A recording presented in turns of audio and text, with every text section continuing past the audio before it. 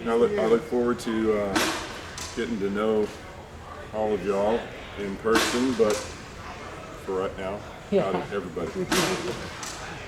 Well, Coach, how has the offense progressed through these first few practices?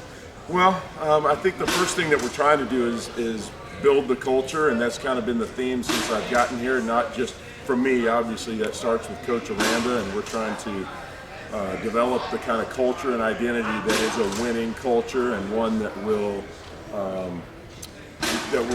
that will give us the results that we want on the field, regardless of a number of different circumstances. Who's playing quarterback, or who's injured, or what the weather is, or what our COVID status is.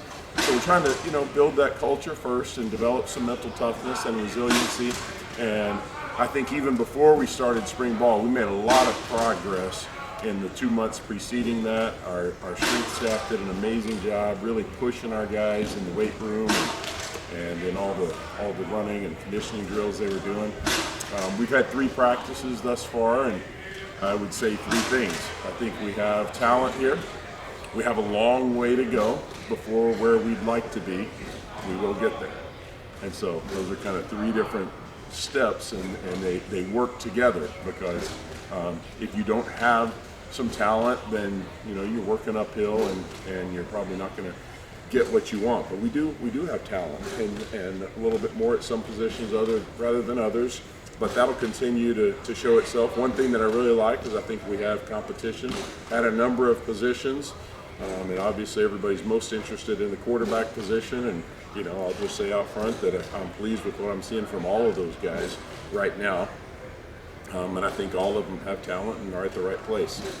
But we also have competition at the right guard spot. We have competition at tight end and at the slot receiver and at running back. So I'm pleased with the fact that we have competition, because competition makes everyone better. But we do have a long way to go until we're ready to play a game and to play at the level that all of us want to. But myself and our staff are committed to doing whatever it takes to get them where they need to be, and they'll get there.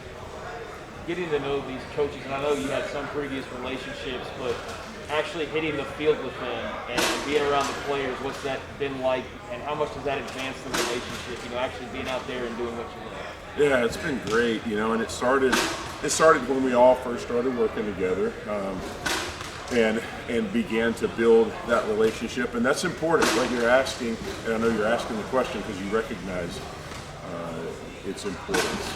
But our ability to work together and create a cohesive unit within our coaching staff is important. And if we have that within our room, in the offensive staff room, then that will carry on to the players. If there are units working against each other or different agendas working at hand, then we'll never get where we want to go.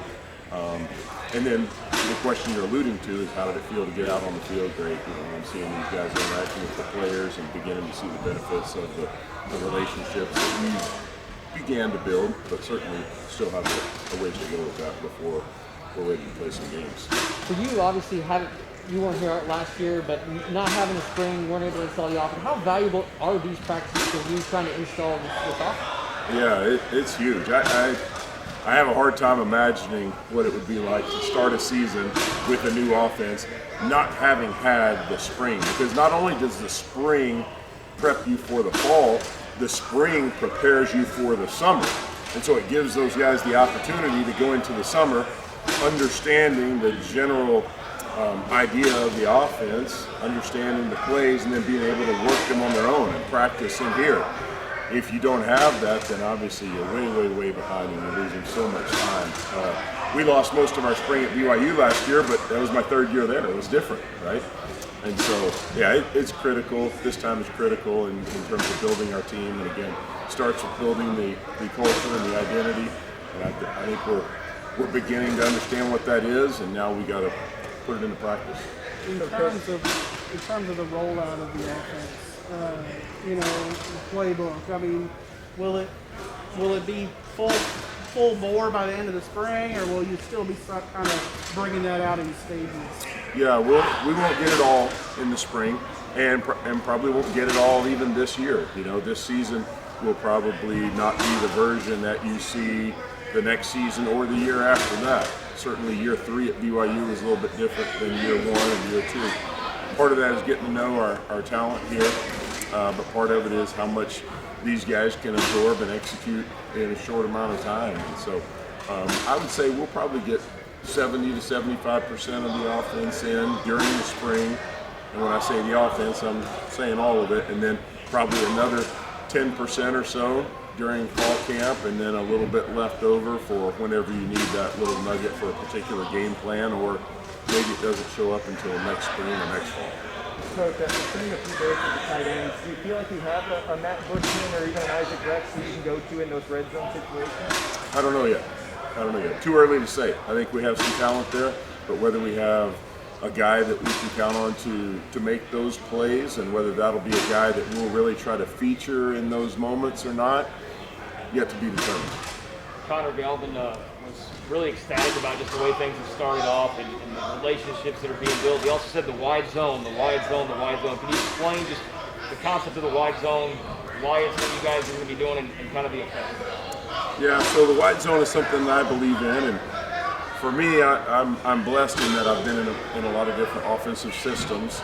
The wide zone play is one that's really probably been the most consistent play in the NFL for the last 20 to 30 years, 20, 25 years, somewhere in there. And there are reasons for that, some of which are it is a play that's very versatile. You can use it with a number of different formations and personnel groups. It's something that's very consistent. It allows you to hopefully stay on schedule. It's a play that shouldn't allow for a lot of negative yardage plays, and so it keeps you on schedule as an offense and as a play caller. And it's something that I think, as long as you have guys who are coachable and athletic, you don't necessarily have to have a guy who can just completely dominate 3 technique in the B gap, or a 0 nose guard, or a running back that runs a 4.3 40. You have to have guys who can move their feet, who can who can be coachable, and who can play fast. And so they don't have to be any specific skill set other than coachable and willing to execute the play. It's something that I've really become a believer in, and it fits with a lot of the things that I like in the passing game as well. So it'll be something we'll hang our hat on. You mentioned QBs. You like what you've seen from them. Do you anticipate naming a starter by the end of the spring, or could that go even into the fall camp? Yeah, that's a good question, and it could go either way. Yeah, and I'm a guy who enjoys competition. I think the cream really does rise to the top, and if there is someone who has asserted himself, then I think there is some value in saying this is our guy going into the summer, and he establishes a little bit different level of credibility with his teammates, I think. But if that's not the case, and in most cases I've found when there's a real competition, it's usually not the case for someone to be that far ahead of the others at the end of spring, because especially when you're installing a new offense, because we have 15 practices, but then they have the entire summer and all of fall camp to try to make that even more evident. So I would say there's probably just as good a likelihood or more that it would go longer than that, somewhere into fall camp. But if it's obvious, then we'll certainly name someone. When you come in and want to establish your philosophy offensively, does that adapt or does that change based on personnel? And do you feel like you have the personnel to really do what you want to do on offense here already? Yeah, I think it's a combination of both. But first, we'll start with this system, and I think this system is versatile enough that we can take advantage of the skill set that we have. And so there was one year in particular at BYU that I played with a lot of 12 personnel, 2 tight ends and 2 receivers on the field. Another year we didn't have that, so we played in more 11 personnel, and either work, and I think it gives us the opportunity to get our best guys on the field, and you know, like the question earlier about our tight ends. You know, if there's a tight end that can be a great threat in the red zone and can go up and high point the ball, then great. But if not, then we'll let a receiver do that, or maybe even a running back. And so I think the system is versatile enough that it allows us to work within the system to find the skill sets of those players without having to reach outside of it and do something different. And so we'll run the plays that we're going to run, and we've got the formations and shifts and motions already set, and then we'll use the pieces of that fit the personnel best. Going back to the quarterbacks, what are the, I guess, intangibles, maybe physically, but also internally, that you're looking to identify in a starting quarterback? I think a guy's got that thing that everybody feels when he walks up, you know, and I think often you feel it when a guy walks to the mic. You know, he steps up to the mic and you can go, yeah, that guy's got it. You know, I kind of feel it from him. You know, it's that internal confidence. It's that competitive spirit and toughness that you just feel this guy's going to get the job done. And he's not just going to get the job done, but he's going to inspire others to do their job at an even higher level as well. Some guys have a little bit more of that second thing, that outward leadership, than others do. In an ideal world, you have both. You have a guy that has that inner confidence and resiliency and a natural leadership about him that just brings guys along with them. Other guys, you have to try to teach them how to develop that leadership component a little bit more. But it starts with his own personal confidence and toughness. And if he's got that, then we can and enough arm talent, obviously, then we can work with the rest. That guy had it. Yeah. He was pretty good. You got another one of those? We can grab? Your former guy saw his pro day. He had it. That guy is he's an alien. He's not human. All right. Anything else? You a basketball fan? Is it a big- I enjoy March Madness. Yeah. Okay. Was it kind of like maybe on campus? Is there an energy that you feel at all, just with the men and the women doing what they're doing? All the spring sports are active right now. Or I think there's certainly an energy that we all feel. To be honest with you, I haven't been on campus much. I'm kind of between that building right there, this building right here, and my little apartment that's about a half a mile from here. That's my circle right now for this period of time. But yeah, we're certainly all excited about it. And Coach Aranda mentioned it to our guys, and excited to watch both our men and women play. All right. Thanks, Coach. You got it.